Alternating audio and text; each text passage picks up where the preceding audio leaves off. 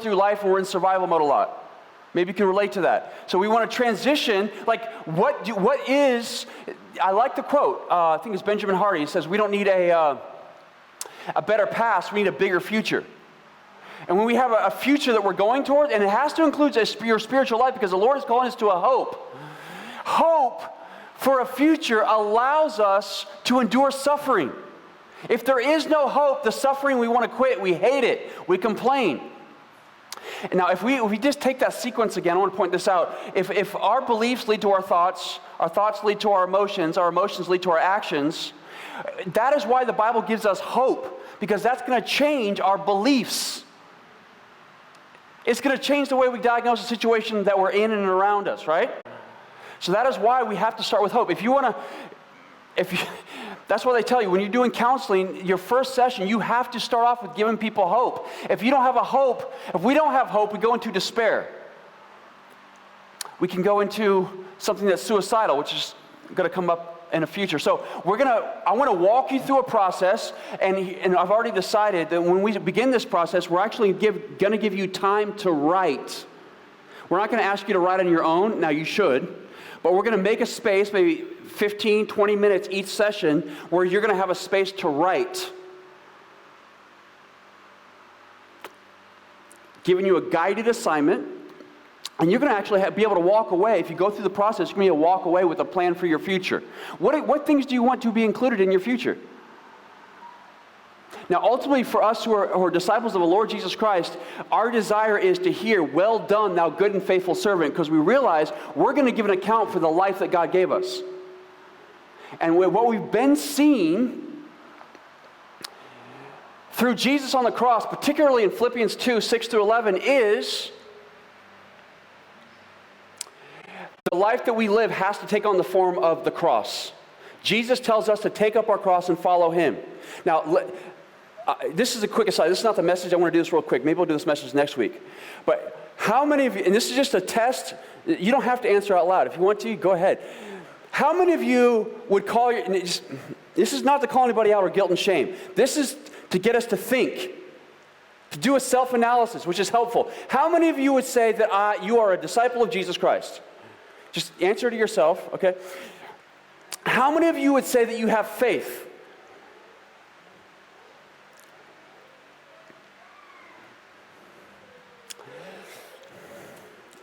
We would want to say yes, yes? And then, like, the faith is expressed through, and we've been defining it as obedience, loyalty, faithfulness. Some people call it allegiance. Now, through the book of Ephesians, we talked about the idea that we have to appropriate the truths that God gives us, and they have to become our worldview. But I want to take it even a step further just for a moment.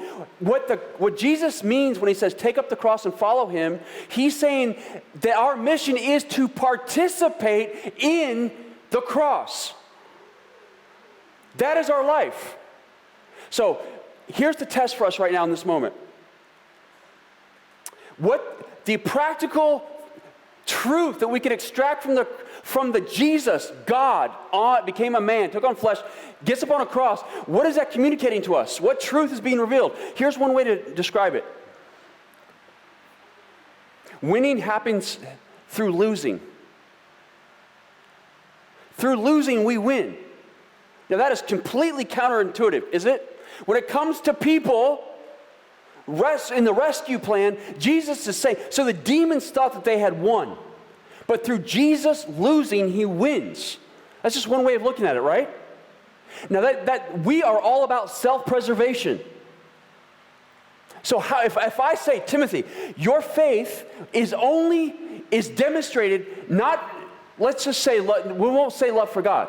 Because everybody say, oh, I love God. But my faith and my love for God can only be demonstrated through my love for people.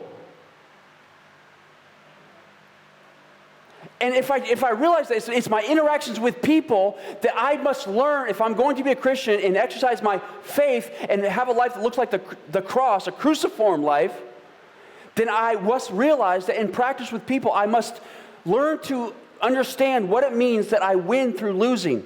And through losing, I win.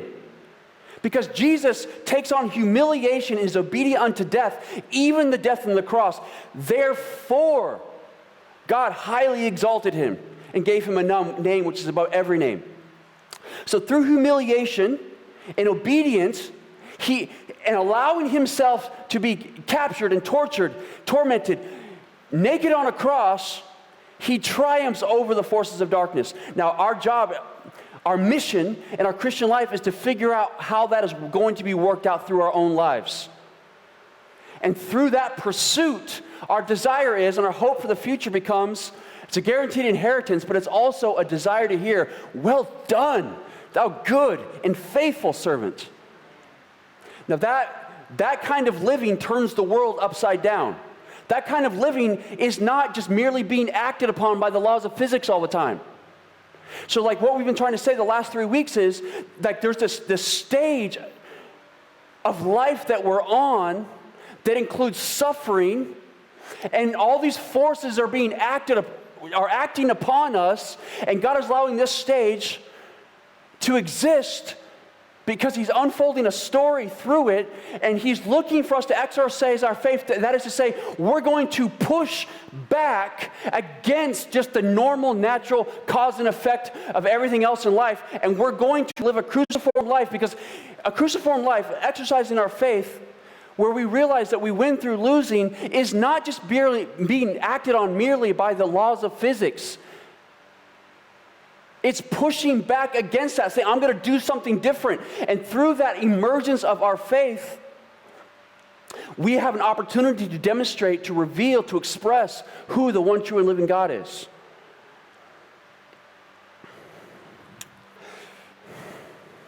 Now, having said that, I want to direct our attention, and I want to try to convince you of something this morning. And I'm really motivated because Diane Scott, in her ladies group, has given this assignment of the Book of Lamentations to the ladies. The Book of Lamentations. Now, the Book of Lamentations is simply 5 chapters. 5 poems, we could say. And notice the title of the book is Lamentations. What is that word lamentations? It's like taking the word sad and turning it into a verb, is the way I like to look at it. I know lamentations is still a noun, but like the idea of lamenting, how do you turn sad into a verb? I'm being sad. I'm sadding, or I'm saddening, or how would you do it? But like that is what Lamentations is actually calling us to do, to express our grief. I want to convince you of some things this morning. Now, and part of the way I'm seeing this message, I want us to briefly look at Lamentations. I want to see something practical for your own life, because this is something, if this category doesn't exist or hasn't emerged yet in your life, you need it. And it wouldn't be surprising if it hadn't, because in America, there's not a lot of grieving. And I'll try to prove that to you in a moment. But I kind of see this as like, okay, our church, we're starting to turn a corner, and we're going to leave behind the past. We've been spending a lot of time in the past, the last 2, 3, 4 years. And what is necessary for our church is to begin to turn the corner, to begin to speak more and more about the future. So that's like a high view of where we want to go as a church, as a body of Christ.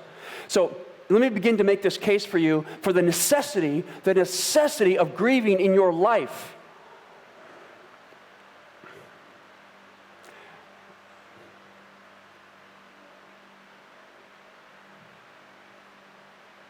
People are often looking for, and some of these quotes I've read before, I want to hear them again. People are looking for this corrective emotional experience outside themselves all the time. What does that mean? I'm going to say it one more time, and I want to explain just a little bit. People are looking for this corrective emotional experience outside themselves all the time.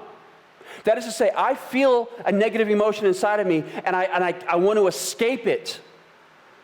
So what are my options? I have drugs and alcohol for sure. Maybe I turn to pornography. Maybe I turn to any other host of negative coping mechanisms, right? Or even some positive ones. I can be an overworker, right? And I put my work, because that's the only place I can get respect, for instance, I put that over and above my family life. I feel bad and I want it to stop, please. So if I can find something that gives me pleasure, even if it's false pleasure, if it's false happiness, it's fine because I'm bearing up under the weight of this grief, this sadness, however it would be for you. And so people, ourselves included, if we're not aware, if we're not practicing soul awareness, it's very normal, okay, so for us to spend our life looking to not feel bad all the time. And the thing is, if we don't have enough awareness to realize, we can spend a good portion of our life running from something, and we didn't really make the connection, like, the only reason why you're attracted to this, addiction, or this, you're going too far in this area of your life to the detriment of these other areas, you're not balanced. The only reason we would do that is because we're bearing this pain, and we don't want to feel pain. But is there anything sinful about that? Is it wrong that we should desire not to have to feel pain unnecessarily or continually, perpetually throughout the rest of your life? I want to remind you that, welcome everyone, thanks for being here. I want to remind you that we are told in the Bible that God desires us to experience pleasure, happiness. His first sermon, blessed, some people translate that happy, blessed are you. Jesus gives you all these ways in which you can be blessed by doing these things. 1 Timothy 6, I think it's verse 17, says God has given us all things richly to enjoy. Ecclesiastes throughout the book is telling us, hey, enjoy these pleasures that God has created, the Creator has given you. So, again, just to stay balanced quickly, God desires for you to experience pleasure. That's important to know. But then if we don't, we have this pain, we want it to stop. So it's not wrong for us to want it to stop. But here's the thing that we get hung up on is if we're just running from it, burying it, sweeping it under the rug, it doesn't have the opportunity to stop because we're denying our soul something necessary, the necessity of grieving. The Bible understands the necessity of grieving, so it gives you almost half the Psalms are laments. And then a whole book of the Bible is called Lamentations. Whereas corporately, a whole nation is being called upon to grieve. So God is sanctioning, saying, yes, you need to grieve. It is a therapeutic ritual. What does therapy mean? Therapeutic mean? It's a healing ritual. If we are looking just for a corrective emotional experience while denying ourselves the process of grieving, there's some consequences that you may not be aware of, and I want to bring some of them to your attention. And here's where we get tripped up. I want to try to talk about the mechanics, a little bit of the mechanics about how us humans are built, so you can understand what's happening here.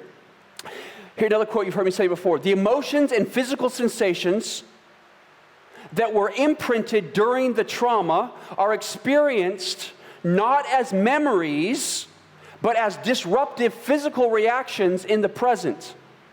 Now, here's the thing. The book of Lamentations is the acknowledgement that a whole nation has experienced these traumatic events, and they're actually not in the past, they're still ongoing. A nation corporately is experiencing these traumatic events.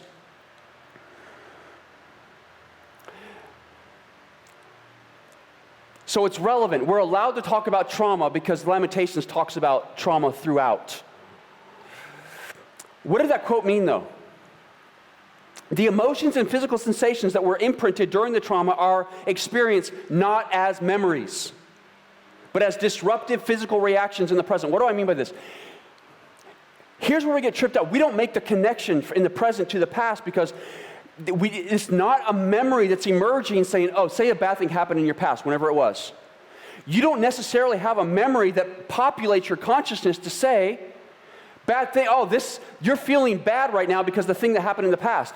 But what does emerge in your consciousness is negative emotions, physical sensations, whether it's numbness or angst, irritability, frustration, stress. Like you're walking around at max amplitude, these little things are setting you off, but you're not necessarily understanding that's because you haven't processed, you haven't grieved through those things that have happened.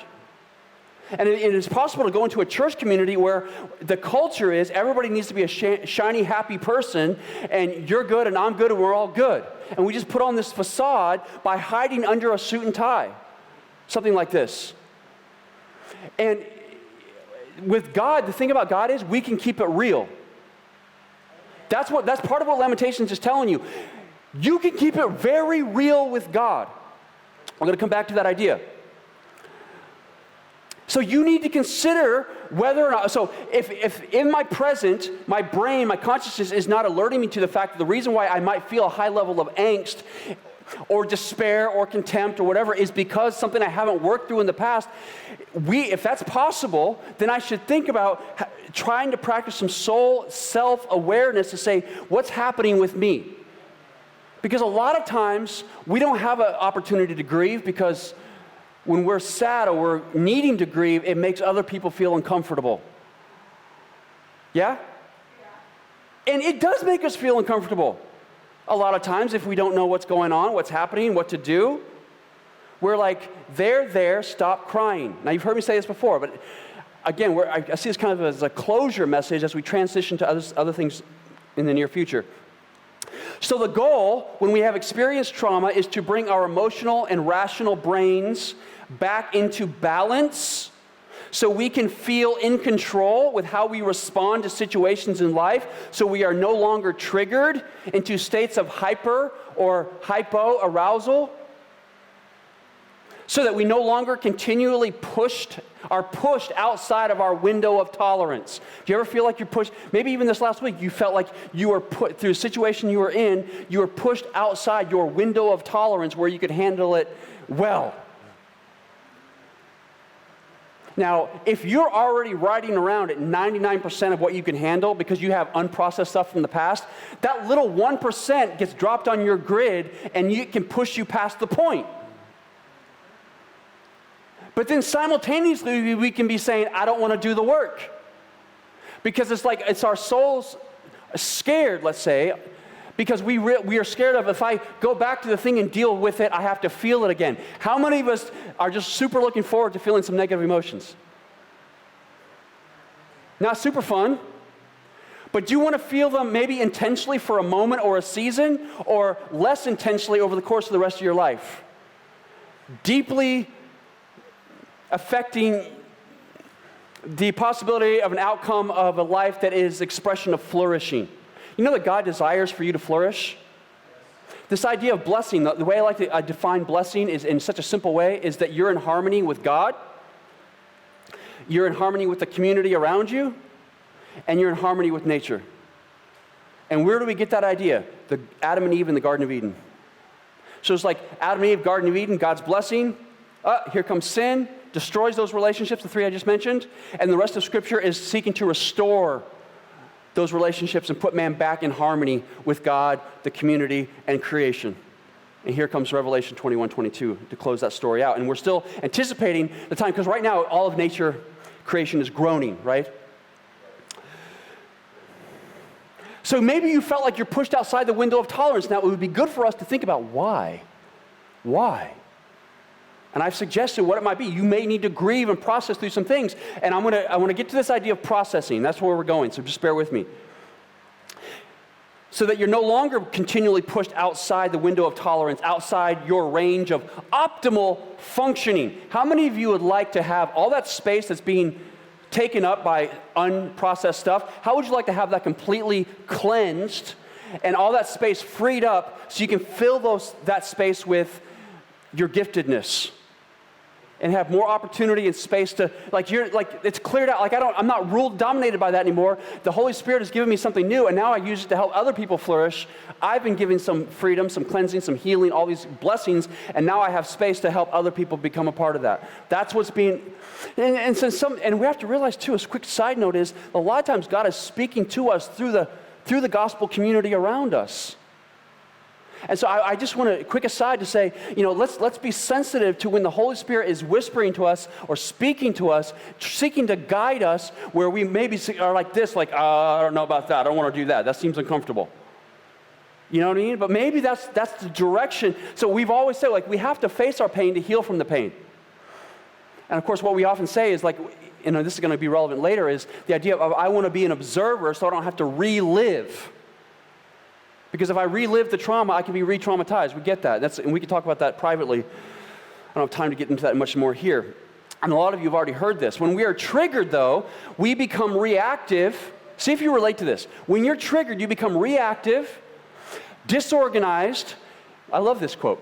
Our filters stop working. You know why that is? Because you're human. You're human. Your filters stop working. We panic, we fly into rages, or we shut down and feel numb. Which are you? Are you the shut down, feel numb, or the fly into a rage? So what we've just described is hypo and hyper arousal. What's your proclivity? Maybe a mixture of both, depending on the situation. I can do both at one time. Maybe you're highly skilled in that.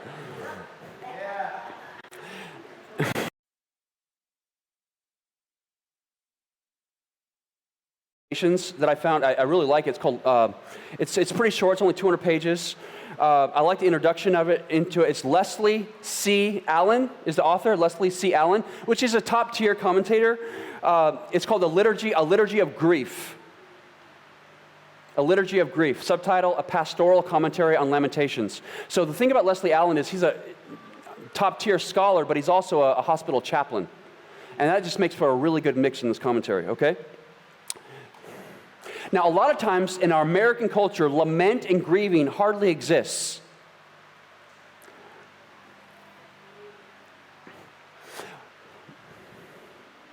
So, for instance, the example we've been giving is we don't have funerals anymore because we're too spiritual for that, because we don't want to, as Christians, grieve as those who have no hope.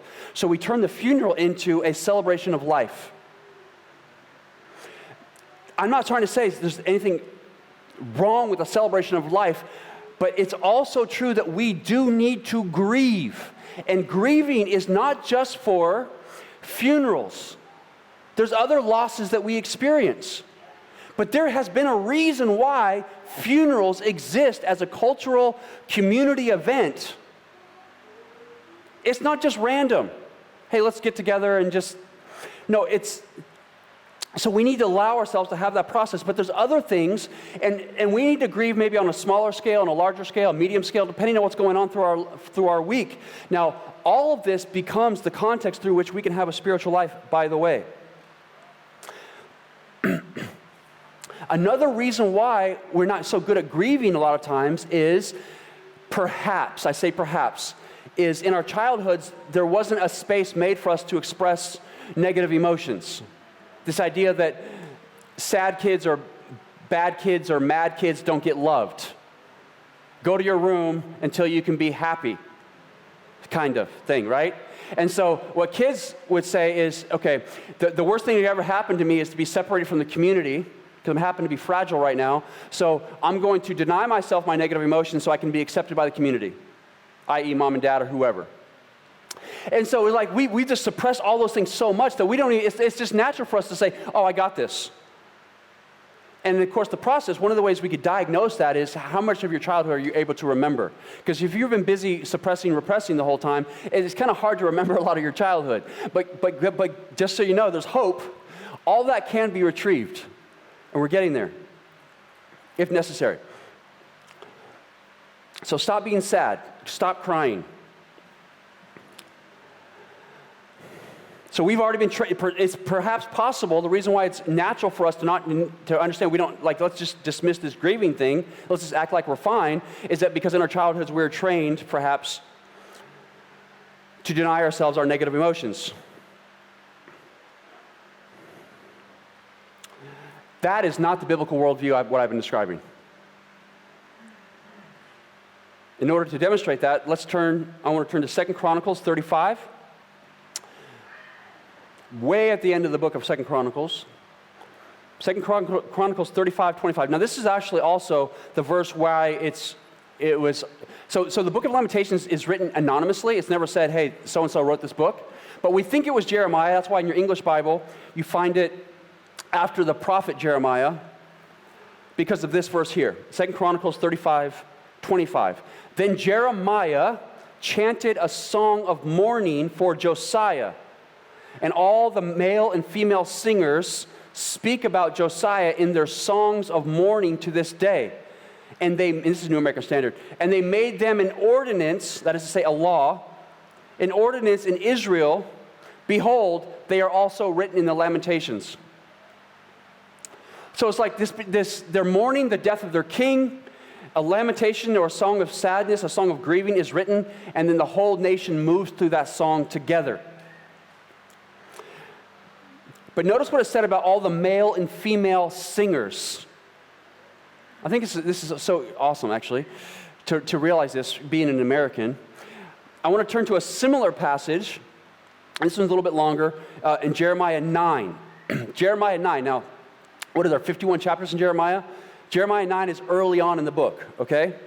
Because I want to turn to another chapter in Jeremiah in a moment that's 20 chapters later. But notice, if we're doing a sequence this morning, one reading from Jeremiah 9, another one from 29, notice which one comes first. We're doing the first one, Jeremiah 9, verse 17. This is what the Lord of armies says. Consider and call for the mourning women that they may come, and send for the skillful women that they may come. Have them hurry and take up a what? A wailing for us, so that our eyes may shed tears and our eyelids flow with water. For a voice of wailing is heard from Zion, Jerusalem. How devastated we are. We are put to great shame, for we have abandoned the land because they have torn down our homes. Now, hear the word of the Lord, you women, and let your ears receive the word of his mouth. Teach your daughters wailing, and have every woman teach her neighbor a song of mourning. For death has come up through our windows. It has entered our palaces to eliminate the children from the streets, the young men from the public squares. So it starts going into this specific expression of what they're grieving about. So from those two passages, here's what I want us to extract for our purposes currently. In ancient societies, there were mourners, professional mourners. It's the idea of they would come to a public gathering and begin to mourn, to wail, to cry out as an expression of the emoting of negative emotions, sadness, grief, as a way to help the people experiencing the grief to also be able to begin to emote.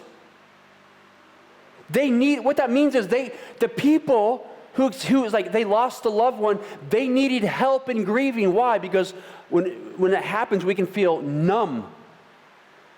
Like we don't have any tears. And that's what I like to ask people if they just lost a loved one and they're moving through a funeral. I just want to know, one of the primary things I want to know is, have you gotten to the place where you've been able to cry?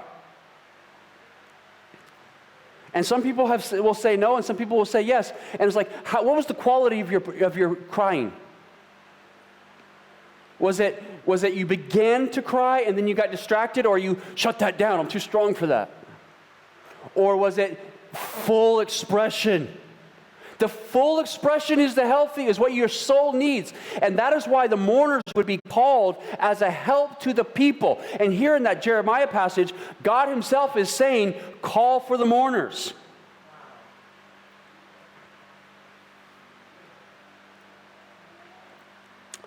I want to say that is has been effective for the people.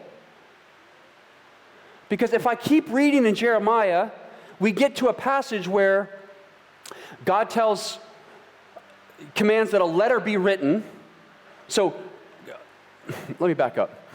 586 BC, before the time of Christ, Nebuchadnezzar just shuts down Jerusalem. He had put in these vassal kings under his charge. He'd already taken over. And these kings, bless their hearts, these Israelite kings, they just refused to submit. They're like, okay, we'll submit, and then they immediately rebelled.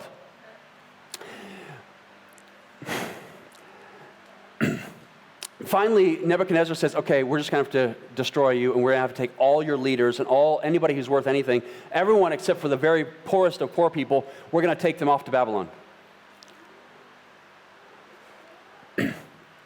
So after this has happened, a letter is written. Jeremiah writes this letter to be sent to Babylon. So the prophet, because there's been plenty of false prophets at this time, saying, hey, everything's going to be fine.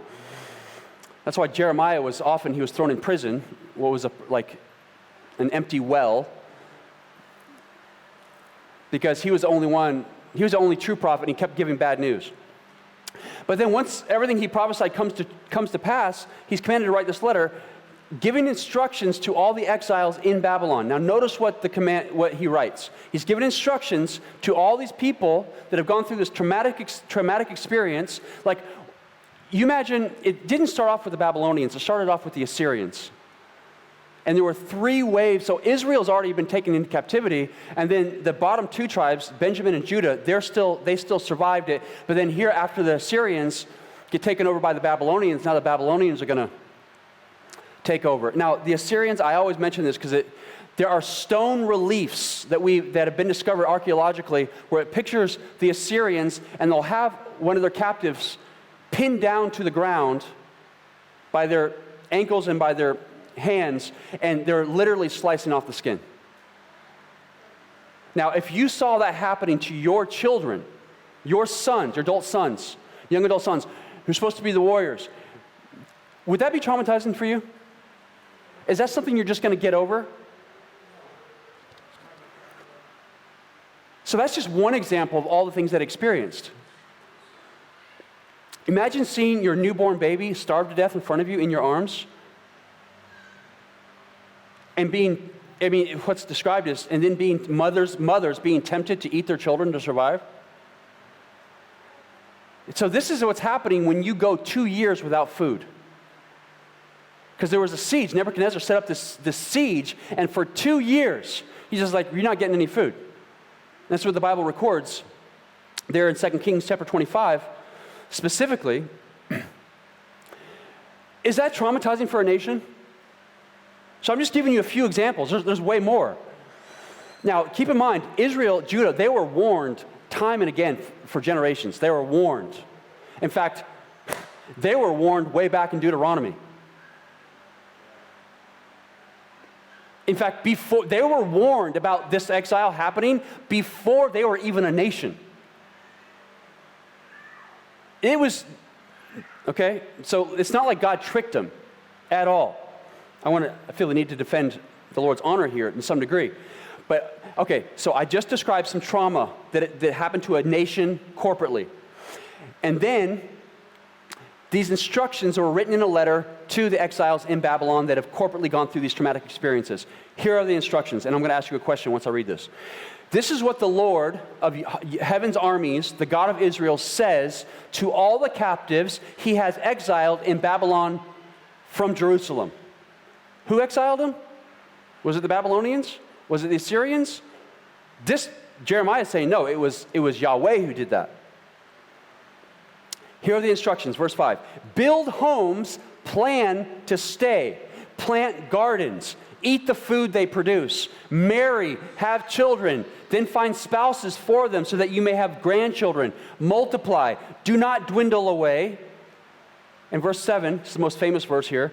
And work for the peace and prosperity of the city where I sent you into exile. Pray to Yahweh for it, for its welfare will determine your welfare.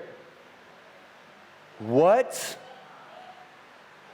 What did you want me to do, Yahweh?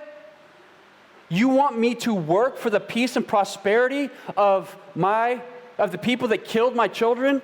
Of the people that brought us into exile, into captivity? You want me to pray for their prosperity? Pray for it, for in its welfare will determine your welfare. Their prosperity will determine your prosperity. Their flourishing will determine your flourishing.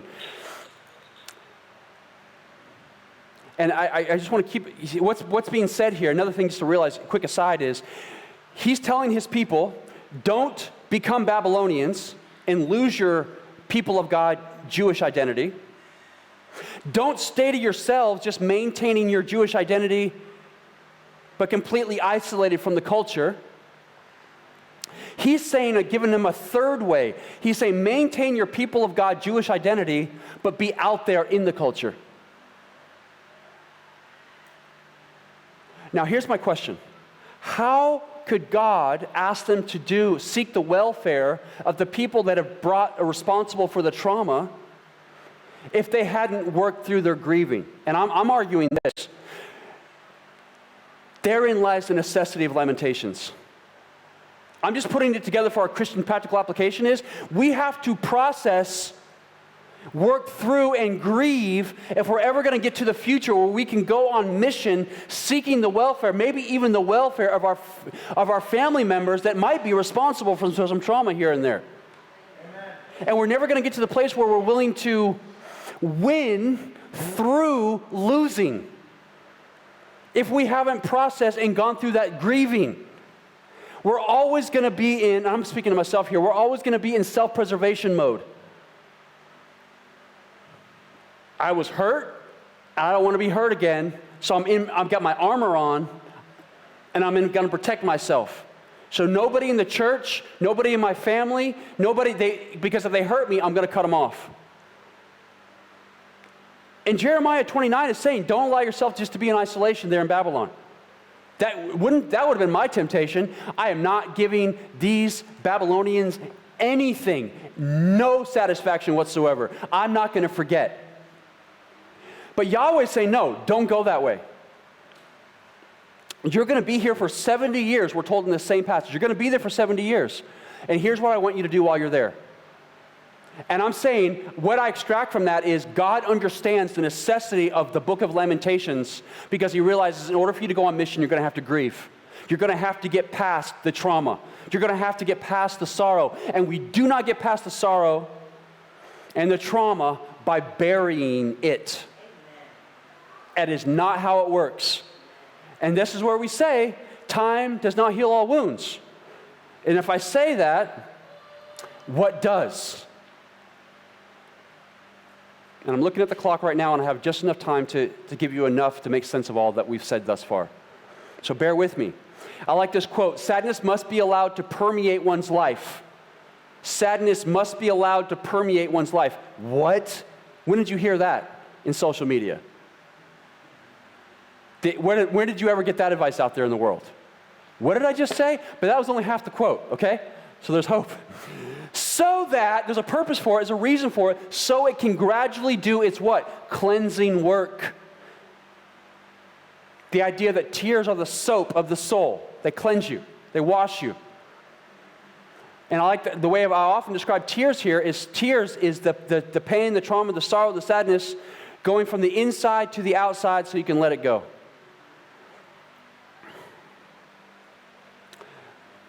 So I have these points I want to make. We must find, I like this quote too, we must find a language that leads out of the uncomprehended suffering. Like, so all this stuff happened, I can't even get my head wrapped around it. And we as humans, we're asking this why question. And how many times do we get a letter from heaven explicitly giving us a detailed answer? Here's a report from God telling you exactly why that bad thing happened. Oh, that's why. Thank you. The suffering makes us mute. Do you relate to that a lot of times? It makes you mute. Who would you talk to? They're just going to tell you, they're there, don't worry, it's not that bad, right? So that in the suffering that we can't get our heads wrapped around, it causes us to become silent. So we need this language of lament, of crying, of pain. Silence can lead to utter despair, to the utter despair of suicide.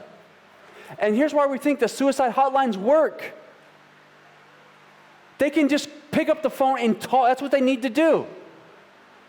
I'm glad you're shaking your head, Tavon, because you would know, because you have experience, and so I'm glad you're affirming this. People need, and can we provide a listening ear to people? So that's what we often say. If someone's crying, we don't want to interrupt that. So every time you say something, you're getting a little more of the poison out of your system by verbalizing the pain. Let me say it again. Another quote from the theological commentary. Every time you say something, you're getting a little more of the poison out of your system by verbalizing the pain. So again, the poem makes up this therapeutic ritual to deal with the grief. Now, what is grief? The idea of grieving, what is grief? Is a general term used of the whole process of what? What is the process? What are we seeking to do? From what to what? The process of adjusting to loss and change. It is also used of a particular part of the process, a reaction of distress. So the reaction of distress serves as a mechanism whereby we can adjust, that is to say, we process from being in one state, set of circumstances, to another. And we can adjust to that. We can adjust to the sense of loss and the change, such that it becomes the new normal, like we can deal with it. So again, to that end, Lamentations is a therapeutic ritual. And that is why it never gets old. And Lamentations, just so you know, like the first, the second, and the fourth chapter have 22 verses because they're acrostics.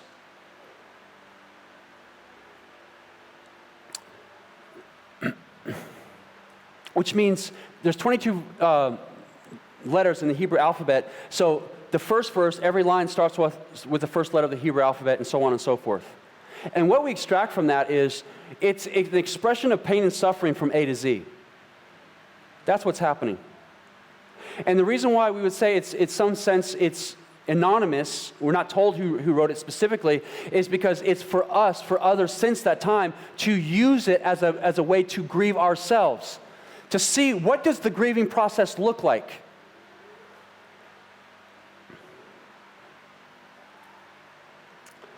So for instance, we have this idea of, one of the key themes in Lamentations is this idea of being desolate, but that's probably not an extreme a term. I like the term better, devastation, that Allen uses.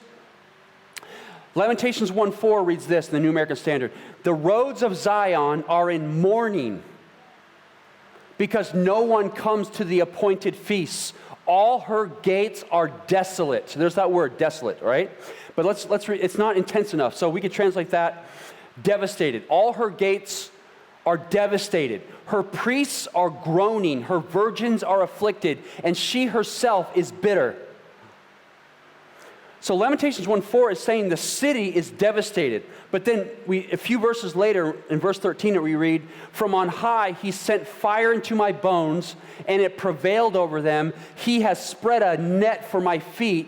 He has turned me back. He has made me devastated. The idea of the external world, Jerusalem in this case, being devastated is an expression of the individual, the person being devastated. And it's important to make that connection. So it's not just the city that's on fire, it's like this person feels like they're on fire in their soul. Now if you take that fire in your soul and you say, bottle it up, shut up, do not bother the rest of us, we're all having a good time here, don't crash the party, then we're not loving the person. Lamentations 1:16, for these things I weep, my eyes run down with water, because far from me is a comforter, one who restores my soul. My children are desolate because the enemy has prevailed. Lamentations 3:8, when I cry out and call for help, he shuts out my prayer. That's God shuts out my prayer. He has blocked my ways with hewn stone. He has made my paths crooked. He is to me like a bear lying in wait, like a lion in secret places. He has turned aside my ways and torn me to pieces. He has made me desolate. Now, we might be tempted to say, that's rebellion. You're going to blame God for everything? It's actually not rebellion. You know what that is? The writer, who's through a form of lament, is blaming God. And you know what? God's okay with that. God himself says, it's by my hand this is happening. Guess what? God is not offended. In fact, if we were to think about it, that actually is not just rebellion blaming God. It's actually an expression of faith because it's acknowledging that God is still in control. That God is over all things. And like, if I want to figure this out and be in harmony and blessed again, I need to come into conformity with His will and His sovereign rule. So it's actually an expression of faith. And it's an expression of, hey, I'm allowed to be devastated and communicate that devastation to God.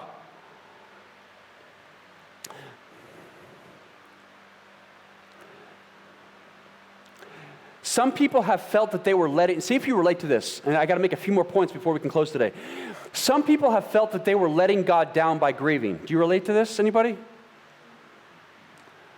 That grief is a sign of spiritual weakness,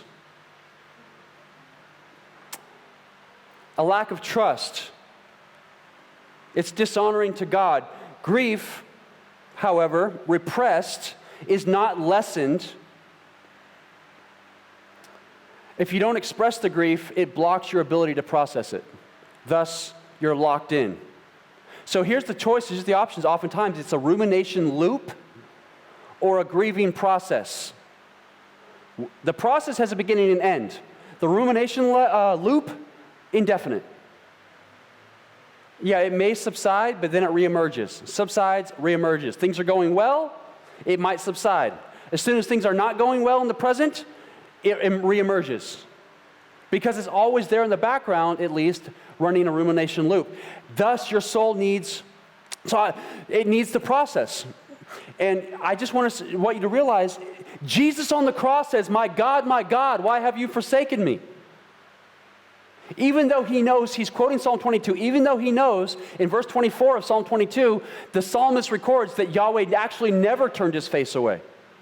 But it is true that God himself, in his humanity, has the necessity of crying out to the Father. And if you just wanted to look at it through the lens of where is blame being placed, my God, why have you forsaken me? It's not, why have these Romans put me on this cross? Why have these religious leaders betrayed me? Why haven't they understood who I really am? He maintains that sovereign view, that view of God's sovereignty is ultimately in control of all things. So do you see how Jesus himself, who is God, is doing the same thing as the writer of Lamentations?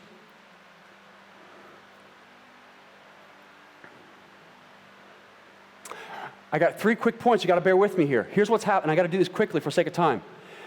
There are and I'm going to say this very fast. There's 3 voices in the book of Lamentations. 3 voices, okay? Is one way of looking at it. Or at least 2, but 3. The one voice would be that Alan calls is the pastor mentor. The other one is the voice of Zion. And those are all in the singular voice. So here's what's happening in 5 chapters. I'm almost done. Just bear with me. It is like in the singular voice, they're crying out for 4 chapters and voicing the anguish, going through the grieving, recounting all the reasons why they're grieving. But then through that, they're also crying out to Israel or Jerusalem or Judah to also do the same. Such that when you get to the 5th and final chapter, the 5th and final poem, the voice changes from a singular to a plural. Such that it seems like, if we look at that Lamentations is, you have the city of Jerusalem or the nation of Israel silently listening because they're grieving so much they can't even speak. And so it's like from the congregation comes an individual that gives words to the grief. And after listening chapter after chapter, poem after poem, they finally get to the place where they've been told, cry out to God, and they begin for the first time to cry out to God. And what we learn from that is it is not enough for someone else to grieve for you. You have to give voice, give words, speak yourself to move through that, to process through the grief. It is not enough for another person to do it. And that's why for 4 chapters, these individuals are calling on Jerusalem to grieve herself. She can't do it. She's too much in anguish. And she finally gets enough strength, thanks to the individuals, to take up her cause before God and starts crying out to God. And everything that was modeled for the community by the two individuals, she begins to emulate.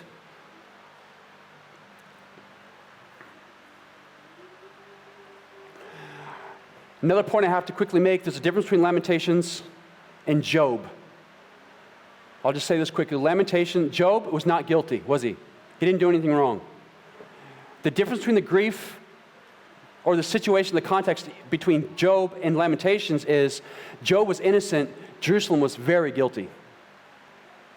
So, but even though they're guilty, they have these three components in the book of Lamentations. They have their grief, they have their guilt because they know they're guilty, yet they still feel grief, obviously. And then they have their grievance because they're saying to God, they're crying out to God, yes, we know we're guilty, but the Assyrians and the Babylonians primarily in this book, they've gone too far. Yes, we're taking our punishment, but look what they're doing even now. The punishment continues and they've gone too far. And then that's why we get like in Isaiah chapter 10, it says, Yahweh says this, I'm using the Assyrians as the rod of my indignation to punish you. I will use them to punish you, but then I'm going to punish the Assyrians for going too far. So it's like you have these three things that are wrapped up, all going on in the book of Lamentations. They're expressing their grief, they're expressing their guilt, they acknowledge that they're guilty. Yes, we are guilty, but they're still acknowledging their dependency, finally, on Yahweh, and they're also expressing the fact that their captors have taken it too far. And God, Yahweh, is able to deal with all of that. It's not like he will only hear the grief of an innocent Job. He also will hear the grief and the agonizing even when we are guilty and deserve what we're experiencing. Or actually, do you know that God still cares? Now I have to say, in closing finally, that is the question. Does God care? Because there is no voice. God does not speak in the book of Lamentations. He is silent. There is no, the word of the Lord came to Jeremiah and said, thus saith the Lord, like we get in the prophets. The voice of Yahweh is silent. The voice of the Lord is silent. So what we see from that is he's the necessity of us, his creation, to express our grief. He's given us a space. And here's where I want to make a connection. We can't end this message without making a connection to God's answer. Because here's what I'm going to argue. There is no voice of God, voice of Yahweh in Lamentations, but that doesn't mean he didn't answer. So I'm going to ask you, Christians, Bible readers out there, what is God's answer to the book of Lamentations? What is his response? What does it end up being?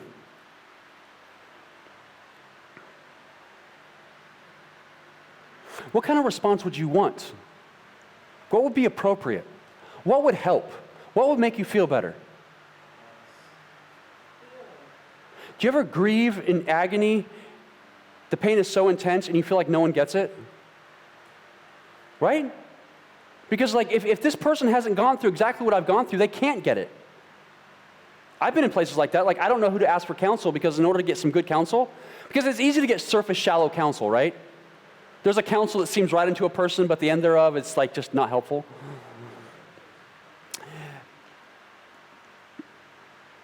It's easy for us to, and sometimes you get good counsel and you just can't hear it. You don't want to hear it. Like you don't want them to be right. Because you can't hear it from them. Maybe not yet. What kind of person can you hear it from? What's the easiest person to hear it from probably? I'm just putting this. What? Someone who's experienced the same thing, right? Then they can relate to it. They know what you're going through probably. Maybe not exactly, but to a large degree, larger than most other people who have no idea what you're talking about. You're talking about a specific, exquisite, precise kind of pain. Do you know what I'm talking about? You want to say to the person, like, do you know what this kind of pain? Empathy. Oh, I do know that kind of pain. And I know that pain so well. Let me tell you about the other facets of that pain. You're like, oh yeah, that's right. You do know this pain. And through that community that fellowship, you feel some relief, don't you? Like, because why? Because why? Well, you're doing great, awesome this morning. Because you're not alone. You don't feel alone. Because it wasn't just the pain. So let's say, it's like, it wasn't just the physical pain that you were experiencing, it was also the sense of being alone. Because you were designed to live in community. And the pain is so much the worse when you experience the pain in isolation. So when you find another person who's gone through some of the same pain, you're like, I'm in community again. I'm in community again. But going back to the Jeremiah 29 passage, we can't leave it there. You know why? God calls us to re-enter the larger community. So it's like we have that season where we need someone, if we can, that understands our pain, but then God calls us past that to go back out there to minister to the people who don't get our pain, who have no idea about our pain, who might have been the causes of our pain. Because we want to be Jesus on the cross, that's set free. We're not defined by our pain. We're defined by our love that God has for us. We're identified by who we are as part of being adopted into God's family. Now, I say all that to say this. In closing, let me read to you 2 verses. I want to put it together. I'm going to tell you the person who understands your pain, and then we're done. Because I want to ask you, is Lamentations ever quoted in the New Testament? There's not a verse that says, as it says in Lamentations, we don't get that. But there is some overlap in some concepts, and let me direct your attention to some. And guess where we find Lamentations emerge in the New Testament? Guess where? Where might you think? Something about Jesus. That's good. The cross? Lamentations 2:15. Pay attention to the language. Almost done. All who pass by jeer at you. This is Lamentations. This is not the New Testament. I'll say it again. All who pass by jeer at you. I can stop right there. Does that sound familiar like anything in the New Testament? All who pass by jeer at you. They scoff and insult beautiful Jerusalem, saying, is this the city called most beautiful in all the world? And joy of all the earth? So, the writer of Lamentations is recording the fact that he's recording his grief. The grief is insult to injury. At my worst moment, people are walking by and jeering at me, making fun of me, mocking me. You ever been at your worst moment and someone comes by and just mocks you, ridicules you? Like you have no value, you have no worth? What are they? They're trying to project upon you an identity. What is it? You're subhuman.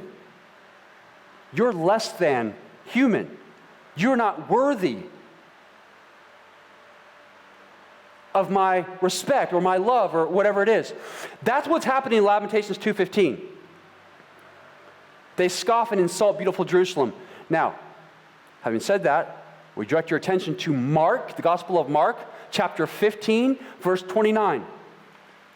See if you recognize a pattern. The people passing by, shouted abuse, shaking their heads in mockery. Ha! Look at you now, they yelled at him. You said you're going to destroy the temple and rebuild it in 3 days? Well then, save yourself and come down from the cross. This is the language of Lamentations emerging through the story, the narrative being told of Jesus on the cross. Just like the Israelites, Jerusalem itself was being scoffed, mocked, and ridiculed. Jesus on the cross is being scoffed at, mocked, and ridiculed. What is God's response to Jerusalem? It's not, they're there, it's okay, you'll be all right. God himself takes on our flesh, our humanity, our frailty, our mortality. He takes on our weakness, our weakness itself, and he gets up on a cross and he enters into our pain at its most exquisite, intense, agonizing, excruciating degree. That is the response of God. Does he understand your pain? That is what the gospel is communicating to us. That is what God wants you to know, that in your pain, Jesus understands it. He is not a God who's completely isolated and separated from it. He is the God that you can cry out to because he understands it. He is the one. When no one else can understand, He can. So the response to Lamentations, when they finally do pray corporately, God says, I'm going to take on your pain, and I'm going to, because God so loves the world, He gave His only Son, that whoever believes in Him should not perish, but have everlasting life. That while we were yet sinners, Christ died for us. He died for us. He entered into our weakness, into our shame, took our guilt upon Himself so that we could be washed, so that we could be cleansed, so that we could be redeemed, so that we could be adopted into His family.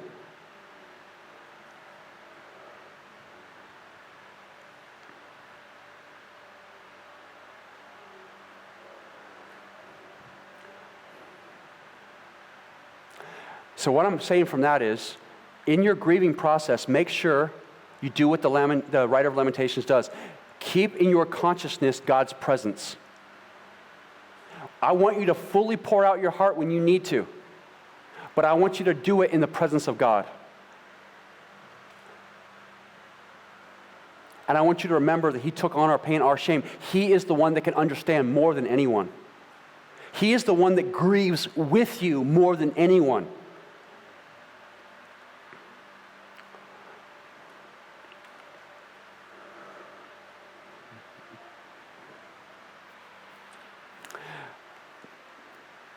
I was about ready to close, and then I realized I have to tell you one piece of just practical advice, because the message won't be done. Can you give me 2 more minutes? Some of you who would agree with everything I've said and maybe got some insight onto this, but then you're like, I've tried that, I don't know how to do it. Okay, maybe I buy into this grieving thing. Maybe I'm not offending God. Maybe it is something my soul needs, but how do I do it, right? Maybe you say, been there, done that. I don't know, it didn't really work for me. Maybe there's someone like that. So we have mentioned this journaling thing, and some of you is like, I'm not really into that. So I want to make a quick practical case for journaling. So here it is. I'm going to say this really briefly. Writing, some of you heard me say this last Wednesday. Writing is, when I say writing, I'm talking about the writing you would do in journaling where you're cataloging all your grief. God, I'm so mad at you right now. I feel completely abandoned by you. I did all these things, and yet, like, no holds barred, okay? But here's what writing is. Writing is, ready? Can you guess? Thinking. And for Kurt's sake, where'd he go? Critical thinking, you might say. Writing is thinking. Did you know that? But the thinking is, what's the third and final thing? The thinking is processing.